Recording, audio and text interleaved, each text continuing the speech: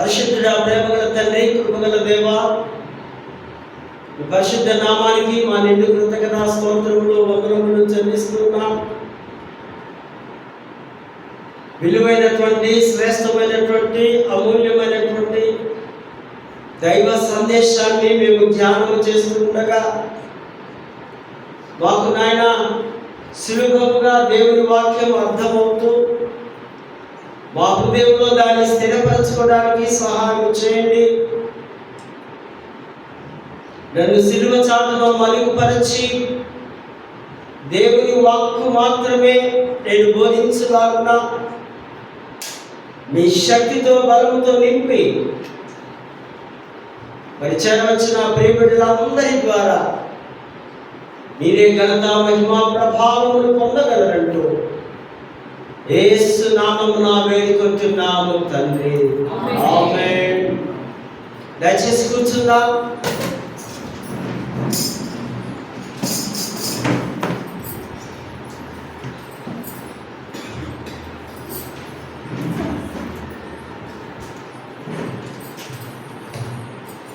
దేవుని పరిశుద్ధ నామానికి మహిమ కలుగును గాక. ఈ ఘనమైన, శ్రేష్టమైన, దివ్యమైన ఈ దేవుని వాక్కును బోధించడానికి నాకు అనుమతి అనుగ్రహించినటువంటి ఇన్ఛార్జ్ బిషప్ గారైనటువంటి right reverend professor and doctor Reuben Mark తండ్రి గారికి, vice chairman reverend B Winston గురువుల వారికి, మరి మిగతా నాయకులు, గురువులు, ఆఫీసర్స్, మరి ప్రాముఖ్యంగా జగదేవిగుట్ట పాస్టరేట్ సంఘము, సంఘ నాయకులకు, అన్ని కుటుంబాలకు పేరు పేరున ఉదయకాల శుభములు, దైవాశీస్సులు మీకు తెలియపరుస్తూ ప్రేమతో ఈ ఘనమైన ఆరాధనకు ఆహ్వానాన్ని అందిస్తున్నారు. మరి దూర ప్రాంతం నుంచి కూడా వీక్షిస్తున్నటువంటి మా కుటుంబ సభ్యులు, మా స్నేహితులు అనేకులకు కూడా ఈ శుభములు, ఆశీస్సులు ప్రకటిస్తున్నారు. మహాదేవుని కృప మరొక పరిశుద్ధ వారంలో, పరిశుద్ధ దేవాలయంలో మనమందరము కలుసుకొని ఒకే మనస్సు, ఒకే భావము, ఒకే ఆలోచన, ఒకే ప్రేమ, ఇవన్నీ కలిపి ఏకదేవుని ఆరాధించడానికి దేవుడు మనలను సజీవులుగా ఉంచినందుకు మరొక పర్యాయము దేవుడికి స్తుతులు, స్తోత్రములు చెల్లిస్తున్నారు. Every Sunday special. నిజంగా ఎప్పటికీ థ్యాంక్స్ చెప్పాలి. Synod, CSI, church of south India ప్రతి వారము ఒక సరికొత్త నూతనమైనటువంటి అంశంతో మనం ధ్యానం చేసుకొని ఆ అంశానుసారంగా, వాక్యానుసారంగా మనము, మన కుటుంబం, మన బిడ్డలు ఎదగాలని ఆ లిటరసికల్ కమిటీ వారు ఎంతో ఆలోచించి, ప్రార్థించి మనకు అంశాన్ని, థీమ్ వారు ఇస్తూ ఉన్నారు. ఇవాళ very very important theme, protection the girl child. బాలికల ఆదివారము, బాలికల సంరక్షణ. చాలా చాలా విలువైనటువంటి అంశం. బాలిక, ఇప్పుడు పుట్టిన ఈ బాలిక రేపు ఒకరికి భార్య అవుతుంది. ఒకరికి భార్య అయినటువంటి ఈ బాలిక మరొకసారి తల్లి అవుతుంది. తల్లిగా ఉన్నటువంటి బాలిక మరొకసారి అమ్మమ్మ, నాన్నమ్మ, అనేక పాత్రలు పోషించడం స్త్రీకి దేవుడిచ్చిన గొప్ప ఘనత. సంరక్షించాలి. ఎప్పటిదాకా? 0 ఏజ్ నుంచి కనీసం 40-45 సంవత్సరాల వరకు సంరక్షణలో మొట్టమొదటి ఆ సంరక్షణ ఇచ్చేవారు కుటుంబ సభ్యులు, తల్లిదండ్రులు ఆ పుట్టిన బేబీని ఆ దశలో నుంచి, ఆ స్థాయిలో నుంచే అన్ని విధాలుగా సంరక్షిస్తూ వివాహం అయ్యేంత వరకు కూడా వారు రెక్కల చాటున భద్రపరచుకోవడం. ప్రాముఖ్యంగా బాలికలు. నేటి దినాల్లో మనం చూస్తున్నాం చాలా భయంకరమైనటువంటి దుర్మార్గత. చిన్న బిడ్డలని చూడకుండా అత్యాచారాలు చేయడం, లౌకికమైనటువంటి ఆ యొక్క అనుభవాన్ని, సుఖాన్ని పొందుకోవాలని హై స్కూల్ ఆ స్టాండర్డ్స్లో నుంచే పిల్లలకు డ్రగ్స్ అలవాటు చేస్తూ, వారికి తినుబండాల మీద ఆశను చూపిస్తూ, లోకం మీద ఆశను చూపిస్తూ, రకరకాల విధాలుగా మోసపరుస్తూ, వారి స్వాధీనంలో చేసుకుని కిడ్నాప్ చేస్తూ, ఒక 2-3 స్నేహితులు కలిసి పిల్లలను భయంకరమైనటువంటి ఆ యొక్క విచ్చలవిడిగా భయం లేకుండా అనుభవిస్తున్నటువంటి చెడ్డ సమాజంలో మనం ఉన్నాం. మరికొన్ని ప్రాంతాల్లో పిల్లలను అగ్గివేయడం, వ్యభిచార గృహాలు, మెగా సిటీస్ అటువంటి మనకందరికీ తెలుసు బాంబే, మరి అక్కడ ఇక్కడ హైదరాబాద్ పట్టణంలో కూడా అమ్మివేస్తూ ఆ రోత కంపు ఆ స్థితిలోనికి బిడ్డలను తీసుకుని వెళ్ళడం. చిన్న బిడ్డలు, ఆడపిల్లలు అంటే భారతదేశంలో ఒకప్పుడు మంచి గౌరవం ఉండేది. మాతృదేవోభవ అంటే తల్లిలో దైవాన్ని చూసే సంస్కృతి మనది. ఆ తల్లిని ఒక దేవతగా, ఆ స్త్రీని ఒక గొప్ప సంపదగా, ఒక హిందూ సాంప్రదాయం ఒక లక్ష్మిగా, ధనలక్ష్మని, భాగ్యలక్ష్మని గౌరవించే సంస్కృతిలో నుంచి ఇప్పుడు పూర్తిగా చెడిపోయే దుస్థితిలో కల్చర్ వచ్చేసింది. కనుకనే కొన్ని ప్లేసెస్లో కంటిన్యూగా 2-3-4 ఆడపిల్లలు ఉంటున్నారు అనుకోండి. దుర్మార్గపు తల్లిదండ్రులు చిన్నప్పుడు ఒక 2-3 నెలల తర్వాత చూసి విసుగు చెంది వారిని చంపాలని ఆ ఒడ్లు తెలుసా మీకు? ఒట్లకించే ఒడ్లు తెలుసు కదా మనకి అందరికి. ఒక 4-5 గుర్తులు వేస్తే ట్యాబ్లెట్ లాగా అది అడ్డుపడి చనిపోవడం. భ్రూణ హత్యలు అనగా పిండములు లోపలే ఉండగానే చంపేయడం. ఆ స్కాన్ చేసినప్పుడు వారు చూసి తల్లిదండ్రులకు రహస్యంగా డాక్టర్ చెప్తే అబార్షన్ చేయండి, చంపివేయండి. దేవుడిచ్చిన ప్రాణాన్ని, దేవుడిచ్చిన జీవాన్ని మానవుడు కాదనడం. వాడికి మగపిల్లలే కావాలి. అందుకనే నేడు ఈ స్టాటిస్టిక్స్ చూస్తే అమ్మాయిల శాతం 80% ఉంది. ఇంకో 40-50 సంవత్సరాలకు పెళ్లిని చేసుకోవడానికి బహుశా ఆడపిల్లలు కష్టం అవుతారేమో. ఇప్పుడు మగపిల్లలు వంకలు పెడుతుంటారు కదా, ఎదుట నాకు మంచి బ్యూటిఫుల్ గర్ల్ కావాలి, అప్పుడు వంకలే ఎటువంటిదైనా కదా, ఏ ఆకారం సరిగా లేకపోతే తప్పదు, స్త్రీ కావాలని చేసుకునే దినాలు కూడా రావచ్చు. ఆడపిల్లలను బ్రతికించుకోవాలి, వారిని మనము సంరక్షించుకోవాలి. 2000 and 2010లో సినాడ్ వారు ఒక రిజర్వేషన్ ఇస్తున్నారు వాళ్ళు అమెండ్మెంట్స్లో. బాలికలకు కూడా ఒక సండే ఉండాలి. పేరెంట్స్కు అవగాహన కొరకు అని వారు 2000లోనే మెడ్రాస్ సినాడ్లో ఈ బాలికల సండే మన జవహర్లాల్ నెహ్రూ బర్త్డే నవంబర్ 14కు ఆ మంత్లో ఎప్పుడొచ్చినా ఆయన జన్మదినంతో పాటు ఈ బాలికలను నెహ్రూ గారు బాగా ప్రేమించేవారు అంటూ మన యొక్క సినాడ్ వారు ఈ 2000 నుంచి అంటే 24 ఇయర్స్ నుంచి ఈ థీమ్ను తీసుకొని వస్తున్నారు.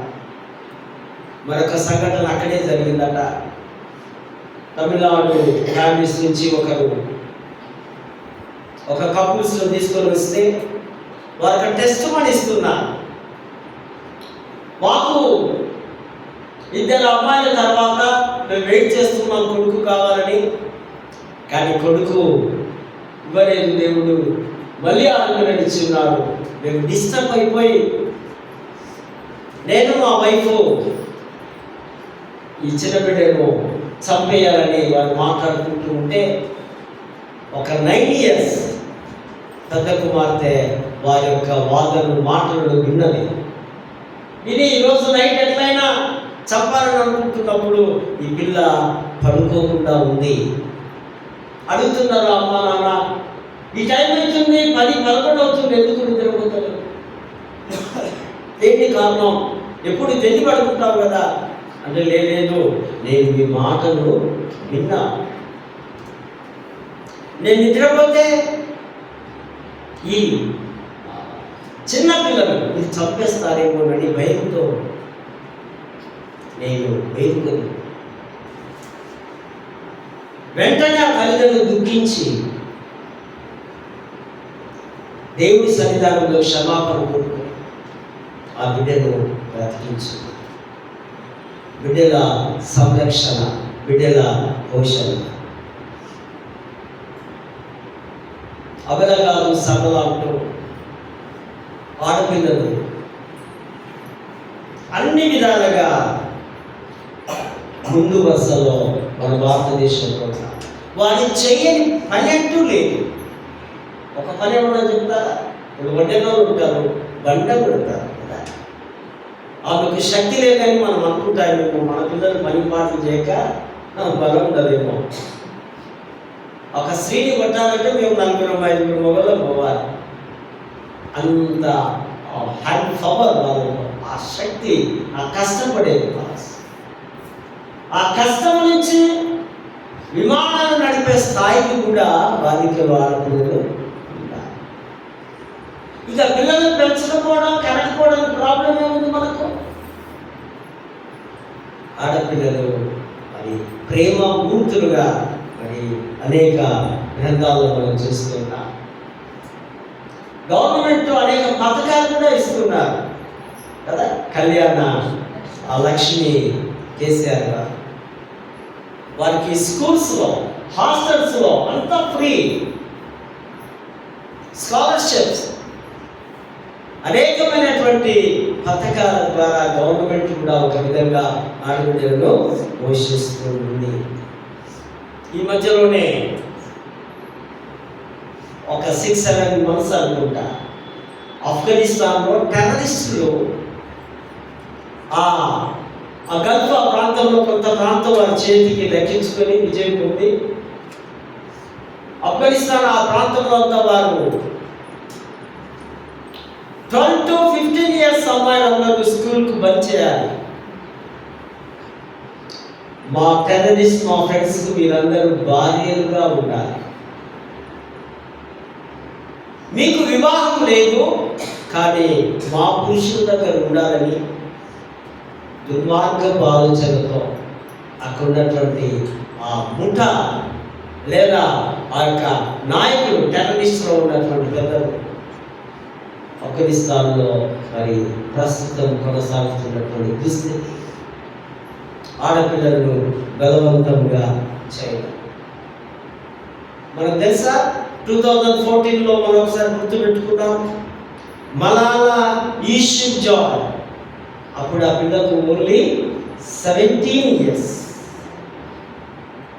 ఆమె ఒక స్పీచ్ లేదా ఒక పోరాటం చేసింది.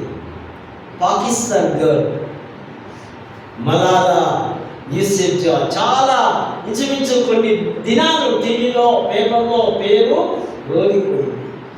ఆమెకు పీస్ నోబెల్ ప్రైజ్ 2014లో ఆమె స్పీచ్ని, ఆమె యొక్క ధైర్యాన్ని చూసి అక్కడి గవర్నమెంట్ ఇచ్చింది. హ్యూమన్ రైట్స్ మీద, ఎడ్యుకేషన్ మీద, వారి ఆ యొక్క ఫెమినిస్ట్ సిద్ధాంతము, ఆ ఎడ్యుకేషన్ వారి కొరకు ఆమె ఎంతగానో పోరాటం చేసి చిన్న వయసులో చరిత్రలోకి ఎక్కి మరి మంచి అవార్డు ఆమె పొందినట్టుగా మనము చూస్తూ ఉంటున్నాం.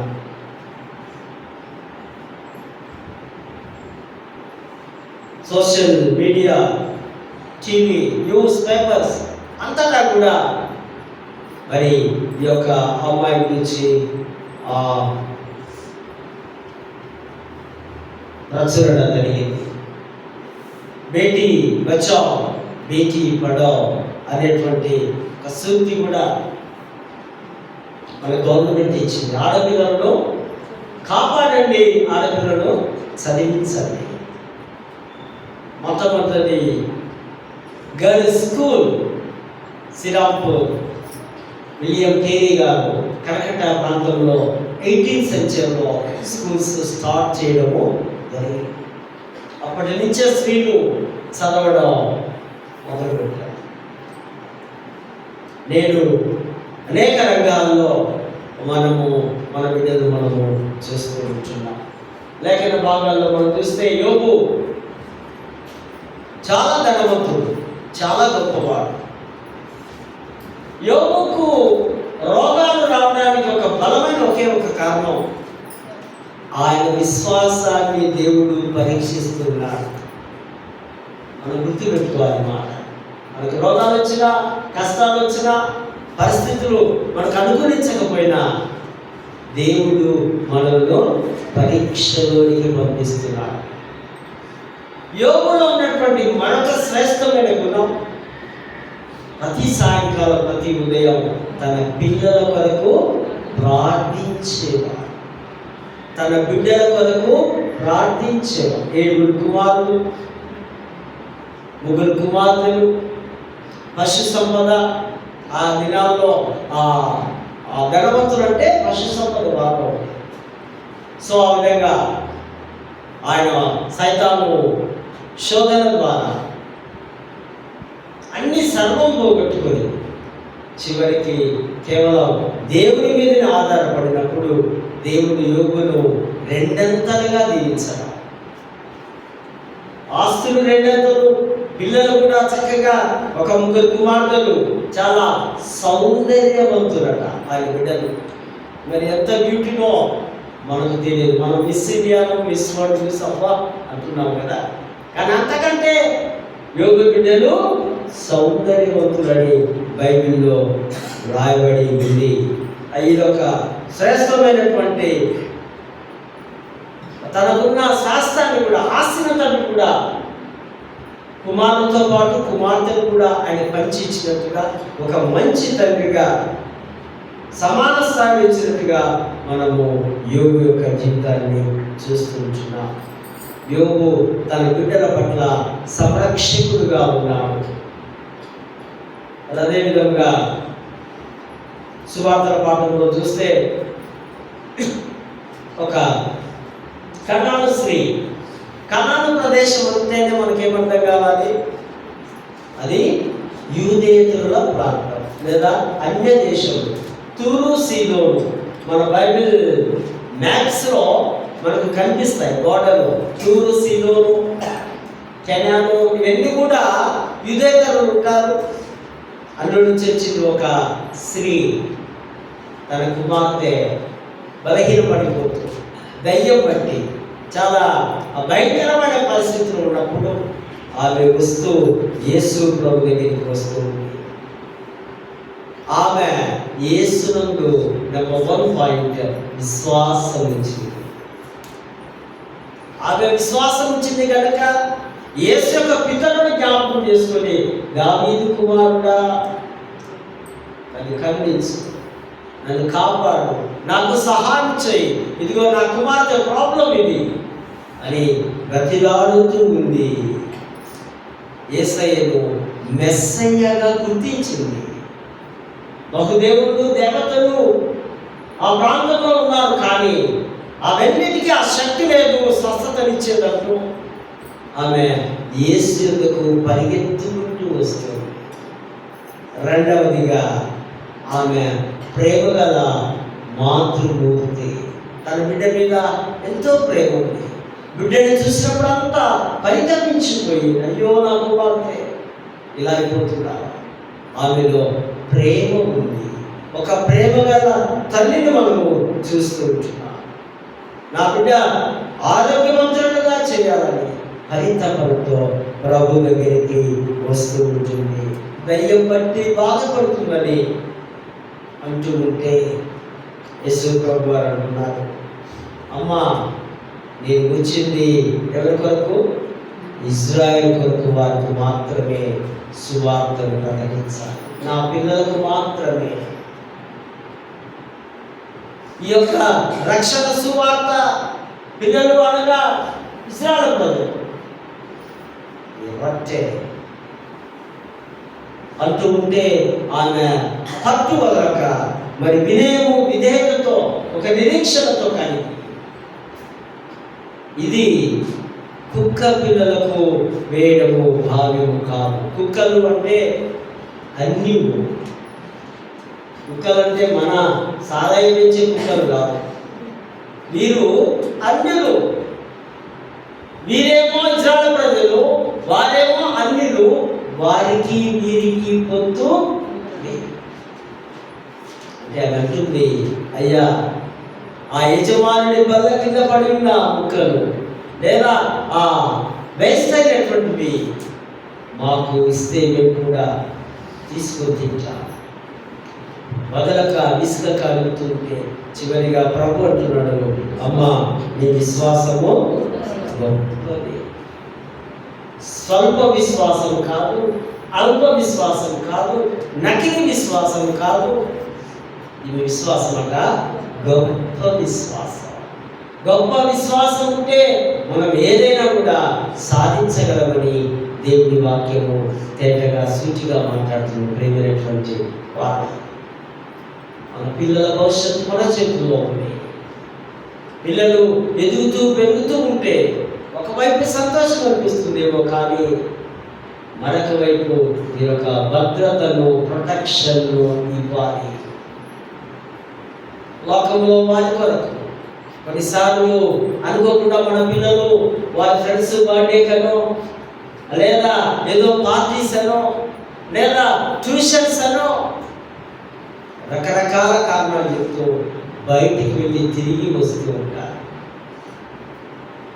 2 కళ్ళు కాదు, 4 కళ్ళు వేసుకొని మీరు పరీక్షిస్తూ ఉండాలి. అంటే వారిని అవమానపరచడం కాదు, కానీ మీ కథ దృష్టిలో ఉంటే బిడ్డలు లోకంలో పడిపోకుండా పెంచవలసిన most responsibility only mother and father. తర్వాతనే సంఘం ఉంది, తర్వాతనే గురువులు ఉంటారు, తర్వాతనే బంధువులు ఉంటారు. కానీ తల్లిదండ్రులుగా మన బిడ్డలను వీపున వేసుకొని వారి బాధ్యతలను మనం కాపాడుతూ ఉండాలి. పిల్లలు ప్రతి క్షణము గమనిస్తూనే ఉండాలి. రోజు చూస్తున్నాం కదండి, ఈ రోజంటూ లేదు. ఎవరో ఒకరు ఇంటర్మీడియట్ అమ్మాయి, 10th క్లాస్ అమ్మాయి, డిగ్రీ అమ్మాయి హ్యాంగింగ్ చేసుకొని చనిపోవడం, మళ్ళీ లెటర్స్ రాయడం, మమ్మీ డాడీ సారీ, నా వాట్సాప్ చూడకండి, నన్ను ఏమి అనకండి, బలాన వారి ద్వారా రకరకాలైనటువంటి పోస్టులు చేస్తాం. తప్పనిసరిగా వారి యొక్క మొబైల్స్లో మీ ఆధ్వర్యంలో ఉంచుకోవాలి, మీ హ్యాండ్ ఓవర్లో ఉంచుకోవాలి. ప్రతిదీ మీరు చెకప్ చేయాలి. అప్పుడే మీరు మంచి తల్లిదండ్రులు అవుతారు. అప్పుడే మీ బిడ్డలు మీ చేతిలో ఉంటారు. రాబోయే దినాల్లో ఎటువంటి ప్రమాదం వచ్చినా కానీ వారు ఫేస్ చేయగలిగినటువంటి ధైర్యం, ఆ శక్తి, దైవ భయం వారిలో కలుగుతాయి. కనుక అటువంటి కృప, పరిశుద్ధాత్మ నడిపింపు, దైవాశీస్సులు దేవాది దేవుడు మనకందరికీ అనుగ్రహించుగా. ప్రేమగల తండ్రి, కృపగల దేవాన్ని వందనాలు. ఈ కొద్ది మాటలు మీరు దీవిస్తూ మా హృదయాల్లో వాక్యాన్ని నాటగలగండి. వేసినామో నా వేడుకుంటున్నాము.